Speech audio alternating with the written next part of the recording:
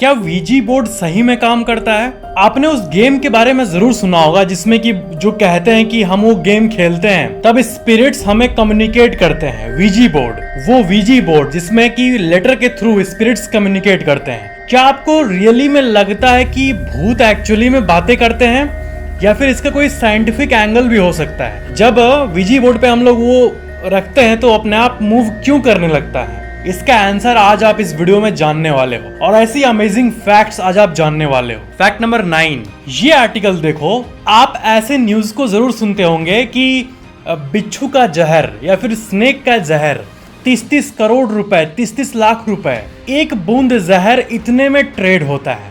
कई लोग स्मगलिंग करते हैं जहरों का। तो आपके मन में सवाल आया है कि अगर ठीक है बिच्छू का जहर एक बूंद 30-40 करोड़ का होता है, यह हमें पता है, बट ऐसा होता क्यों है? जहर को लेके लोग क्या करेंगे और इतने पैसे देने के लिए तैयार क्यों हो जाते हैं? ठीक है, जो भी होता हो, ट्रेड होता हो, स्मगलिंग होता है, कुछ भी होता हो, लेकिन इतना कीमत कैसे हो जाता है? आपको पता है ऐसा क्यों होता है? ये इसलिए क्योंकि इस जहर का यूज करके बहुत लोग जगह जगह पे रिसर्च कर रहे होते हैं। क्या है ना कि लोग किस चीज में पैसा तभी लगाते हैं जब उन्हें पता हो कि ये मेरे को हाई रिटर्न देगा, जैसे कि स्टॉक मार्केट हो गया। इन जनरल भी लोग वहीं पे पैसा लगाते हैं। तो 30 करोड़ दे के अगर एक बूंद किसी रेयर स्नेक का वेनम पा लिए वो लोग, तो उससे कोई मेडिसिन बन सकता है जो कि अगर सही में काम किया तो उस मेडिसिन का पेटेंट करके वो इंसान करोड़ों अरबों रुपए कमा सकता है। आपको पता ही होगा कि कई तरह के दवाइयों में, होम्योपैथिक और बहुत सारे एलोपैथिक दवाइयों में भी कॉकरोचेज और बाकी बहुत सारे कीड़ों मकोड़ों के स्किन के तेल का यूज किया जाता है। केमिकल लेवल पे इनको एनालाइज करके वो दवाई या फिर कोई भी ऐसी चीज बनाई जाती है जिससे कि सोसाइटी को वैल्यू पहुंचे। तो इसी के होप में रेयर स्नेक के जहरों को ये लोग इतने इतने में ट्रेड करते हैं, यही होप में कि इससे हम लोग कुछ बड़ा बनाएंगे। तभी आप सुने होंगे कि 30-30 करोड़ रुपए में एक बूंद जहर ट्रेड हुआ, यही वो कारण है। ऐसे फैक्ट्स को जब आप सुनते होगे कि हाँ ये बिच्छू का जहर एक बूंद इतना दाम है, तो एक नॉर्मल इंसान ही ना सोचेगा कि जहर तो फालतू है ना, इससे क्या होगा। बट एक जहर का एक्सपेरिमेंट अगर सक्सेसफुल हुआ, कोई दवाई बन गया और ट्रीटमेंट में इफेक्टिव हुआ, काम किया, तो उससे करोड़ों अरबों रुपए बनाए जा सकते हैं। फैक्ट नंबर 8, मध्य प्रदेश के बुरहानपुर डिस्ट्रिक्ट के डेटलाई विलेज का एक वीडियो वायरल हुआ है जिसमें कि आप देख सकते हो कि एक बच्चा पुलिस स्टेशन एक्चुअल में पहुंच गया है और वहां कंप्लेंट ये लिखा रहा है कि मम्मी ने मेरे चॉकलेट को चुरा लिया, आप मम्मी को जेल में डाल दो। मतलब घर में ऐसी मजाक मस्ती होती है वो तो ठीक है, बट ये लड़का एक्चुअली में पुलिस स्टेशन पहुंच के लिटरली फॉर्मल रिपोर्ट लिखवाने लगा। गजब। और कितने साल का है ये? 3 साल का। आजकल बच्चों को मतलब लीगल नॉलेज और क्या क्या नॉलेज होने लगा है। फैक्ट नंबर 7, क्या आपको पता है कि रोड्स पे अगर आप ड्राइविंग करते हो तो बम्प्स आते हैं ना, जहां पे आपको स्लो करना पड़ता है गाड़ी, बहुत जगह पे आपको स्पीड ब्रेकर्स ऐसे गांवों के इलाके में अनवांटेड लगता होगा, वहां पे बिना मतलब के स्लो करना पड़ता है गाड़ी। तो इसका सॉल्यूशन है क्या है कि वेस्टर्न कंट्रीज में आजकल देखो ऐसे स्पीड बम्प्स को इंट्रोड्यूस किया जा रहा है। आप मेरे बगल में वीडियो देख सकते हो। इसमें क्या है कि स्पीड के अकॉर्डिंग जो रोड पे है ना, वो इलेक्ट्रॉनिक लगा हुआ है बम्प, और वो गाड़ी के स्पीड को सेंस करता है। अगर गाड़ी स्लो आ रही है तो वो बम्प नहीं निकलता है क्योंकि वो सेफ स्पीड पे चल रहा है। कोई गाड़ी तेजी से आ रही होगी तभी वो बम्प, बहुत दूर जब गाड़ी होगी तभी वो निकल जाएगा, ताकि ड्राइवर एक्चुअली में गाड़ी को स्लो कर ले। तो एक सिस्टम बन जाएगा कि जो नॉर्मल पेशेंट ड्राइवर्स हैं जो आराम से गाड़ी को चलाते हैं उनको बम्प नहीं सहना होगा, बिना मतलब कि गाड़ी ऊपर नीचे होता है वो नहीं सहना होगा। बट जो स्पीड चलाते हैं उनके लिए 20 सेकंड पहले ही बम्प खुल जाएगा, ताकि स्लो कर, इतना स्पीड क्यों चला रहा है। बट ये सिस्टम शायद ही इंडिया में आए क्योंकि इसको हर जगह इंप्लीमेंट करने का कॉस्ट ही तो अरबों खरबों रुपए में हो जाएगा इलेक्ट्रॉनिक।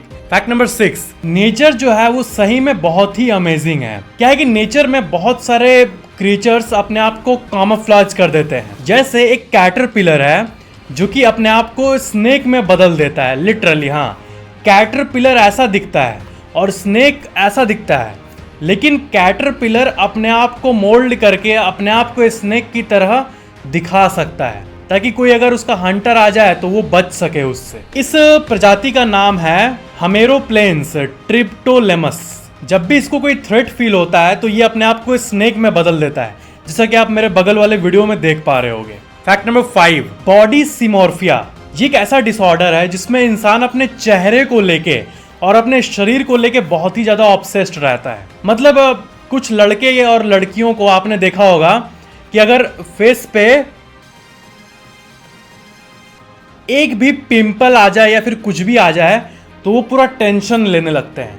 मतलब यहाँ पे जैसे नॉर्मली किसी बिजनेस में लॉस हो जाए तो लॉस में जो खराब केमिकल इंसान को फील होता है वो केमिकल कुछ लड़कियों को या फिर लड़कों को एक पिंपल से हो जाता है। आजकल के टाइम पे सोशल मीडिया में क्या है, ऐसा दिखाया जाता है स्किन को और बाकी चीज़ों को जैसे कि थोड़ा सा भी एक पिंपल होना बहुत खराब बात है, बट ऐसा होता नहीं है एक्चुअली में। वो उतना फर्क नहीं पड़ता जितना आदमी अपने ये जो खोपड़ी है इसके अंदर की दुनिया में एक पिंपल को इतनी बड़ी चीज बना देता है। तो यही चीज जिनमें एक्सेस होता है वो होता है बॉडी सिमोर्फिया। और कुछ दिन पहले एक टर्म आया था स्नैपचैट सिमोर्फिया, जिसमें कि क्या है कि लोग ऑब्सेस्ड होते हैं अपने ब्यूटी से और बाकी चीजों से और फिल्टर्स की मदद से उसको रिमूव करने की कोशिश करते हैं। फैक्ट नंबर 4, आपने सुना होगा कि हमारे धरती पे हजारों लैंग्वेजेस हैं, थाउजेंड्स ऑफ लैंग्वेजेस हैं। और ये सुनने में आपको कॉम्प्लेक्स टाइप का लगता होगा कि 1000 लैंग्वेजेस, हर एक लैंग्वेज का अपना स्पेलिंग, अपना वर्ड,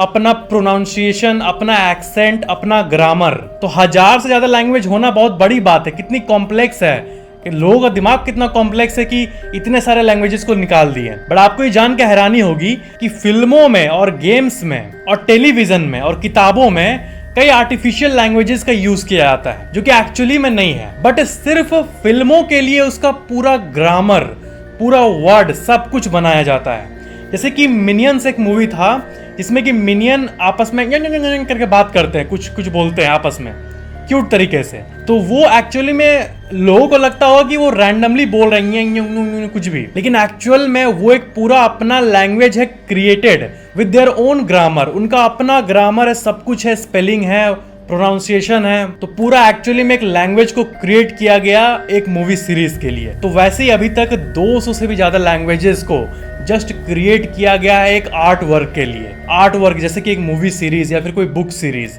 इसके लिए लैंग्वेज आप देखो तो क्या है। मैं आपसे हिंदी में बात कर रहा हूं, इसका अपना ग्रामर है, अपना सब कुछ वर्ड है। तो आप और मैं मिलके चाहे ना तो एक अपना लैंग्वेज बना सकते हैं। अगर मैं बोलूं कि ब्लूलिंग, ये मैं बोला इसका मतलब आप, और मैं बोलूं कि मतलब क्या आप खाए हो, तो ब्लूलिंग, तो इसका मतलब मैं आपसे डिस्कस कर लिया। तो आपको मैं जब भी ये बोलूंगा तो आप समझ जाओगे कि मैं क्या बोल रहा हूं। 2 लोग को पता है। तो लैंग्वेज बनाना कोई बड़ी बात नहीं है, बस 2 लोगों का भरोसा एक वर्ड पे होता है तो वो लैंग्वेज बन जाता है।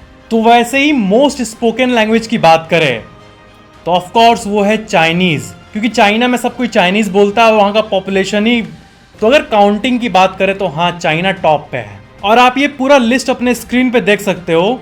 चाइनीज टॉप पे है, फिर आता है स्पेनिश, फिर इंग्लिश, फिर हिंदी, बंगाली। मतलब हिंदी और बंगाली 4-5वें नंबर पे आता है पूरे विश्व में, जो कि टॉप 5 में आता है। तो इसका मतलब सही में ये मेजर लैंग्वेज है। फैक्ट नंबर 3, आपको पता है पहले के जमाने में जो सारा कल्चर था ना वो बहुत अलग था। जो सजा देने का जो कल्चर था ना, कोई अगर क्राइम किया तो उसको सजा देना है, तो पहले लिटरली मतलब सजा देने का ऐसा तरीका था और लोग करते भी थे। मतलब किसी का गला काट देना ये एक कल्चर बन गया था। कोई क्राइम करता है जिससे हजारों लोगों को तकलीफ पहुंचती है, तो अगर वो गिल्टी पाया जाता है कोर्ट में, तो ऐसे डिवाइसेस कुछ जगहों पे होते थे, पता नहीं क्यों, जैसे कि गला को अलग कर दिया जाता था और बस न्याय मिल गया। वैसे ही एक और डिवाइस आप अपने स्क्रीन पे देखो। इस डिवाइस का यूज का कोई एविडेंस तो नहीं है, बट ऐसा कहा जाता है कि इस डिवाइस में सजा दी जाती थी। अब सोचो, इसमें किसी को बंद करके इसको बंद कर दिया जाए तो सारा नेल उसके बॉडी पे हल जाएगा। बाप रे, सोच के देखो एक बार।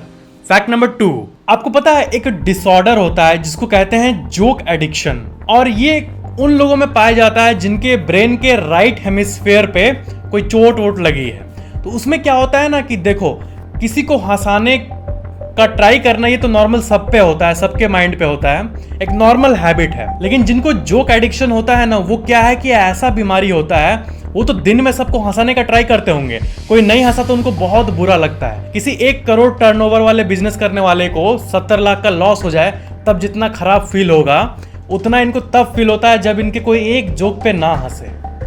और कंडीशन इतनी खराब होती है कि ये रात को 12 बजे मिडल ऑफ द नाइट में उठ के अपने सामने वाले को बोलता है गया उठना जोक सुनाना मेरे को, जोक सुनाना है। ऐसा डिसऑर्डर होता है ये। फैक्ट नंबर 1, क्या वीजी बोर्ड रियल है? तो देखो, वीजी बोर्ड जो है ये लास्ट 200 सालों से चलता आ रहा है, बट जो इससे रिलेटेड दावे किए जाते हैं उस पे बहुत लोग शक करते हैं, और मेरे हिसाब से शक करना चाहिए, क्योंकि अगर आप चाहो तो आप ऑनलाइन वीजी बोर्ड खरीद सकते हो, ठीक है, बहुत सारे वेबसाइट्स पे मिल जाएगा, टॉय सेक्शन पे मिल जाता है, और बहुत लोग इसको पार्टीज में भी यूज करते हैं। तो आप कोई भी ऐसा आपको व्यक्ति नहीं मिलेगा जो कि वीजी बोर्ड को मतलब सामने यूज करके दिखा दे कि स्पिरिट बात कर रहा है। ऐसा एलिजिडली होता तो होगा, बट आज तक कोई क्लियर कट प्रूफ कोई दिया है आपको क्या कि वीजी बोर्ड अपने आप हिल रहा है? ऐसा कोई रॉ फुटेज आप देखे हो? नहीं देखे हो। वीजी बोर्ड के ऊपर जो हिलता है, ए पे जाता है, बी पे जाता है, सी पे जाता है, जैसे कि आप इस क्लिप पे देख रहे होगे, ऐसा कंसेप्चुअलाइज किया जाता है कि ऐसा होता है, ठीक है। तो क्या होता है कि आप अपना हाथ उस पे रखते हो और क्वेश्चन पूछते हो घोस्ट से कि क्या तुम यहाँ पे हो? वो जाता है वाई पे, फिर जाता है ई पे, फिर जाता है एस पे। तो आप ऐसे ही वीडियोस को देखे होंगे, अगर रॉ फुटेज भी अवेलेबल होगा, इसमें कि इंसान उस पे हाथ रखा हुआ है और तब वो मूव कर रहा है। तो ऐसे वीडियोस होते हैं इंटरनेट पे। तो क्या इसका मतलब ये है कि स्पिरिट ही बात करता है? हाँ, अब पैरानॉर्मल एंगल होगा, कोई रियल में कोई स्पिरिट होगा तो बात अलग है, लेकिन मेन बात यह है कि नॉर्मली क्या होता है और जितने रिसर्चेस किए गए इस चीज के ऊपर, वो ये कहता है कि ये हमारा सबकॉन्शियस ब्रेन होता है। क्या कि ऐसी चीज होती है ना कि कोई इंसान अगर वीजी बोर्ड पे पूरा यकीन कर लेता है, पूरा यकीन करता है कि नहीं घोस्ट तो अब मेरे से बात करेगा, तब उसका ब्रेन ऑटोमेटिकली ही हैंड को मूव करने लगता है, थोड़ा सा सबकॉन्शियसली, मतलब वो कॉन्शियसली नहीं करेगा, बट उसका हैंड मूव होगा और उसको ऐसा लगेगा कि कोई स्पिरिट कांटेक्ट कर रहा है मेरे से, वो घुमा रहा है। बट ये एक्चुअली में उसका दिमाग ही कर रहा होता है और उसको पता नहीं चलता, क्योंकि ये सब कॉन्शियसली होगा। और ये सुनने में आपको बहुत ही अजीब सी चीज लग रही होगी कि मेरा हाथ हिल रहा है बट मुझे ही नहीं पता होगा। ये इनवॉल्यूंटरी मूवमेंट होता है। एंड जो लोग ज्यादा यकीन करते हैं या फिर जो लोग ऑब्सेस्ड होते हैं घोस्ट और पैरानॉर्मल चीजों से, उनका तो एक्चुअली में मूव करेगा, बट उनको लगेगा कि नहीं मैंने नहीं किया, क्योंकि वो कुछ ज्यादा ही ऑब्सेस्ड रहते हैं एंड उनका सबकॉन्शियस माइंड उसी तरह से प्रोग्राम हो जाता है। तो साइंटिफिकली यही रीजन है कि वीजी बोर्ड ऐसा माना जाता है कि स्पिरिट्स उस पे आंसर कर रहे हैं। अब इसके पैरानॉर्मल एंगल पे जाए तो किसी हॉन्टेड जगह पे कोई जाके करे और वो जो मूव करने वाला पार्ट होता है वो बिना हाथ रखे अपने आप अगर मूव करे, तब तो मैं कुछ नहीं कहूँगा, तब तो मैं चुप रहूँगा, क्योंकि वो रियल हो सकता है। लेकिन अगर कोई हाथ रख के कर रहा है तो पक्का वो इंसान ही मूव कर रहा है, आपको डरा रहा है और कुछ नहीं। तो ये था फैक्ट वीजी बोर्ड के बारे में। इस वीडियो को लाइक जरूर करना और नीचे कमेंट करना कि वीडियो आपको कैसा लगा। और अगर आपने अभी तक इस चैनल को सब्सक्राइब करके बेल आइकन ऑन नहीं किया तो ऑन जरूर कर लेना। Thank you so much for watching this video.